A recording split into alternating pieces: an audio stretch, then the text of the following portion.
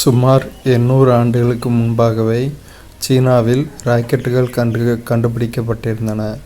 ஆரம்ப நாள்களில் மரக்குழாய்களில் வெடிமருந்து நிரப்பப்பட்டு ராக்கெட்டுகள் உருவாக்கப்பட்டன. இவற்றை தீ அம்புகள் ஃபயர் ஆரோஸ் என அவர்கள் அழைத்தனர். கிபி 1232 மங்கோலிய இராணுவ வீரர்களுடன் போரிடுவதற்காக சீனர்கள் இந்த தீ அம்புகளை பயன்படுத்தினர். ராக்கெட் உருவாக்கும் இந்த முறையானது விரைவில் மத்திய கிழக்கு மற்றும் ஐரோப்பிய நாடுகளுக்கு பரவியது. அவர்கள் ராக்கெட்டை ஒரு போர்க்கருவியாக பயன்படுத்தினர். ஸோ ஆரம்ப காலத்தில் ராக்கெட் ஒரு போர்க்கருவியாக பயன்பட்டிருக்கு. சீனர்கள் மங்கோலியர்கள் மீது தாக்குதல் நடத்த யூஸ் பண்ணியிருக்காங்க. 1232ஆம் ஆண்டு இந்த மரக்குழாய்களில் வெடிமருந்து நிரப்பப்பட்டு ராக்கெட்டுகள் உருவாக்கப்பட்டிருக்கு. ஆரம்ப காலத்தில் 200 ஆண்டுகளுக்கு முன்பு.